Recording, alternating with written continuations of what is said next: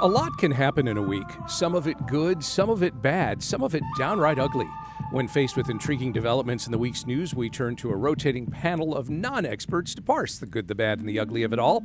On today's panel, Dr. Robert Sanborn, President and CEO of Children at Risk, Raul Ramos, Associate Professor of History at the University of Houston, and Natalie Arceneaux, President of Arceneaux International Consulting. Bob, Raul, Natalie, welcome to Houston Matters. Good morning, Craig. The Federal Bureau of Labor Statistics' latest American Time Use Survey is out. It shows what Americans 15 and older do when they're not at work or school or in traffic or asleep in traffic. We, the people, spend more than half of that free time, you guessed it, staring at screens like I'm doing right now.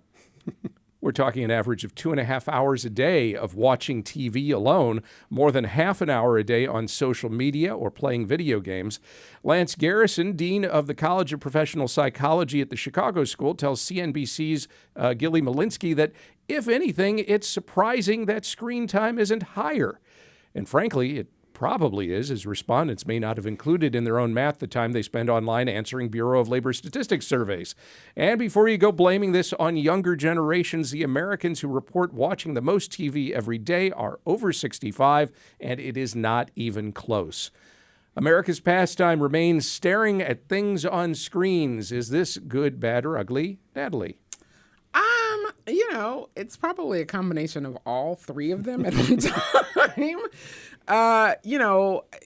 Interestingly enough, I feel like the number is low, yes, but also that when I was younger, I remember watching a lot of TV. Like, your parents would walk by and be like, your eyes are going to corrupt themselves because you're watching so much television. You'll get cross-eyed. Yeah, you're like, you're not going to be able to see. I was like, well, I already wear glasses, so it doesn't matter. So I feel like that. But then also I think about my grandmother, and like when I would spend some summers with my grandmother, she had at least 4 hours worth of watching stories. Mm-hmm. So I'm like, that already throws the bell curve off right there, 4 hours of time. So I think the number is low, but I'm also intrigued by why we're suddenly tracking it so much, because I don't necessarily think we've increased or decreased screen time. I think we've just switched screens. Mm-hmm. You just reminded me that when I was a kid, I used to not only listen to a lot of radio and watch a lot of TV, I would do my homework with the radio on or the TV on. And my parents would constantly harangue me about it and say, you got to learn, you got to focus. What kind of a job are you going to get if all you do is spend all your time listening to the radio and watching TV? Good, bad, or ugly, Bob?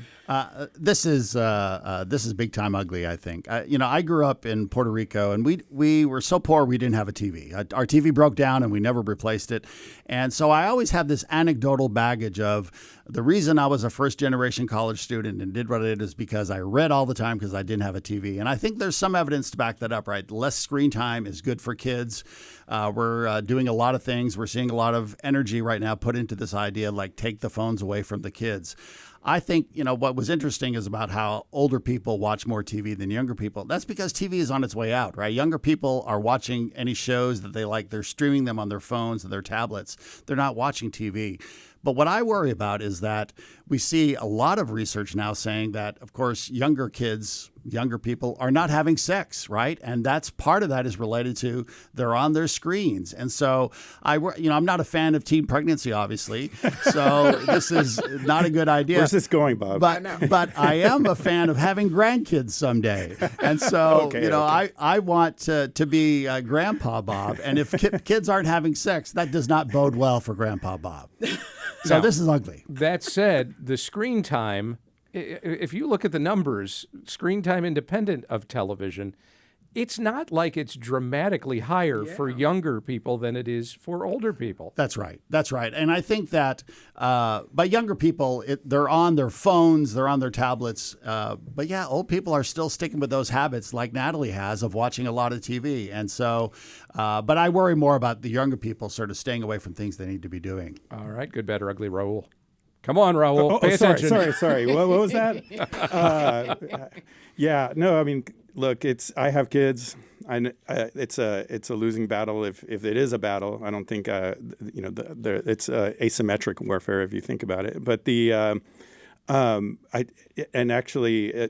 when they were younger, we would try to keep them from watching too much TV. And they would get so upset. And we're like, well, what's the matter? He said, all our friends are talking about these shows and we have never seen them. They think we're weirdos for not having seen them. So I don't know if we traumatize our kids one way or the other. Like you can't win in that situation. But look, if you do have to have your screen open, it's a good time to donate to the Resiliency Fund because you just go right to the website and you can pull it up and maybe that'll take some of the pressure off. I like the way you think. Panel, the City Council in Missouri City this week took the first step towards an ordinance to address an especially dangerous railroad crossing where there have been 11 reported train-related crashes in just 5 years, making it the second highest train crash location of its kind in all of Texas. Here's the problem. As the Houston Chronicle's Claire Goodman reported this week, the crossing is along a short stretch of Cravens Road near US 90A. Very near. See, the tracks sit just 43 feet from the highway. That is shorter than the length of many commercial trucks that use the crossing. So if they're waiting to make a right turn onto the highway, they're stopped along the tracks with nowhere to go if a train bears down. To solve it, the City Council Monday approved the first reading of an ordinance that would make that road one-way northbound to keep trucks from using it to get onto the highway. Drivers will still be able to use it to exit US 90A onto Cravens Road. As Councilmember Monica Riley explains, they tried restricting traffic but found there were just too many accidents. TxDOT will cover the cost to design and make the change. The city will pay to maintain the road improvements. Missouri city officials approve a road redesign to keep trucks from getting hit by trains on a road turn way too close to railroad tracks. Is this good, bad, or ugly? Bob Sanborn, start us off. Oh, starting me off right away. Listen, that's a lot of infrastructure, Craig. I mean, I think you're more of an infrastructure expert than I am. But here's what stuck out to me was that 11 times there's been traffic accidents. And so that's a lot. And so my first reaction was like, listen, in my marriage, if I made more than 3 mistakes, I'd be in the Chateau de Bow Wow. So I'm wondering, why is it taking so long for this to happen? Because obviously this is dangerous, and trains aren't sort of meaningless things. That's a big old accident. So I would say super ugly on this one. I'm glad they're correcting it. I don't really understand how that's going, but they better darn correct it because 11 times is too much. All right, good, bad, or ugly. Raul Ramos. I feel like there's no more Houston problem than trains, right? That's you live in Houston, you deal with trains. Everyone's got a train story. It's on our logo of the city. So, I think you would think by now we would design around it or design with that in mind. But somewhere in the design of this particular intersection, they didn't account for the train, right? The biggest thing there. Look, we all have gotten stuck behind your trains. So my only advice is if you get stuck behind a train, it's a good time to donate to the Resiliency Fund. Just pull your phone out and give money there. Raul, you got it in there, man. Well done, sir. Good, bad, or ugly, Natalie Arceneaux. I think it's good that they're obviously addressing the problem and my typical usual fashion. I have questions. So the first thing is there were 11 accidents that we know of, but then they also mentioned, one of the council people mentioned that they tried to restrict access and there were accidents as well. So I'm like, is that part of the 11? Are these additional accidents? Because I feel like this is just an accident-prone street and maybe the street shouldn't exist. Mm-hmm. Also, I noticed, having lived in that area, not in that specific area, but raised in the Missouri City, Stafford, Sugar Land area, that there's a lot of industrial complexes around there. So there's like FedEx and there's like, Best Buy has a distribution. There's lots of distribution centers over there.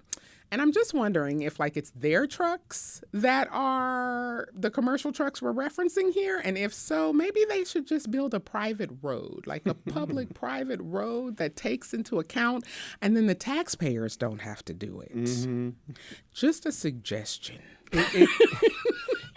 You raise an interesting point because, Raul, you're noting maybe the road that is put in should account for railroad tracks. Well, maybe also the placement of things like distribution centers should take into account how much truck traffic that's going to provide and whether that will require entering and exiting a highway from that location. Exactly.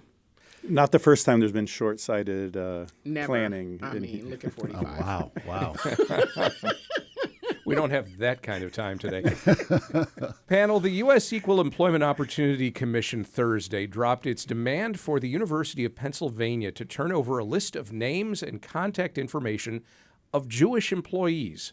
Under an agreement filed in federal appellate court, the EEOC agrees not to enforce a subpoena upheld in district court ordering the university to comply, while the university agrees to drop its appeal of that decision. The university considers it a win as it never turned over the list after getting an injunction to block the order while the court battle played out. The EEOC is not commenting. The federal investigation was opened in 2023 in response to complaints about anti-Semitism on campus, but as Anti-Defamation League spokesman Andrew Goretzky told WHYY in April, regardless of the intention, quote, history has taught us to be vigilant when governments compile lists of people based on religious identity, though Goretzky hoped the investigation could continue without such a list. Penn will not have to supply the federal government with a list of Jewish employees after all. Is this good, bad, or ugly? Raul. I mean, it's good they're not requiring it now. I mean, it's ugly that it, who even thought of this as a potential approach? Look, does the university even know the religion of all their employees? That's the question I have. I don't think my institution knows what my religion is. So the fact that somehow they keep it in a list and on a database somewhere, it would be creepy if they did. So I'm wondering just, it was obviously a tactic. I mean, look, Penn, it has been historically like it was the school that if you were Jewish, you would go to, and because the Ivies were incredibly discriminatory and anti-Semitic. So, that it has a long tradition. And look, it's named after William Penn, a Quaker. This is about religious tolerance. And so, it's important to keep an eye on it and to always be vigilant. But that's not the way to do it. Okay, good, bad, or ugly, Natalie. Yeah, I mean, I'm glad that they do not have to fork over a list. I share the same concerns because that was the first question that popped into my mind was I'm like, how would they know what religion you are? It's not something that you wear like a badge. So I'm like, I don't even understand where the question arises from and how you capture that data and that information and why would you want it? Because I would also think it would make you liable in other ways to have it. So that's probably not a good thing either. So I'm glad they don't have to turn over the list. I think it's sad that they had to ask for it to begin with. I am intrigued by what prompted them to back off from requesting the list. Because me, I'm a skeptic of the government, so I just I just wonder what their intentions might be now. I'm guessing that basically they found they were at a stalemate because that injunction had been allowed that said, okay, well, there won't be any list turned over until this court battle is through, and that could be a while. And maybe they just concluded, all right, we're just not even going to bother with this investigation, or at least do it in that way. Yeah. Wouldn't that be lovely? Good, bad, or ugly, Bob? UGLY, you're ugly, Justice Department, you're ugly. You ain't got no alibi. That's what I forgot to mention in there. I feel like this is not a good look for the Justice Department, right, to be asking these types of questions. It sort of brings to mind sort of Ray Fine saying, "We would like to see your papers." It just is.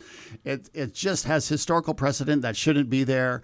I get, legally when you go after a class and you're trying to protect a class, you want to sort of be able to ask other people in that class, have you been discriminated against, which is what they're doing. So, there's precedent for them doing this type of thing, but it is not a good look. It's super ugly.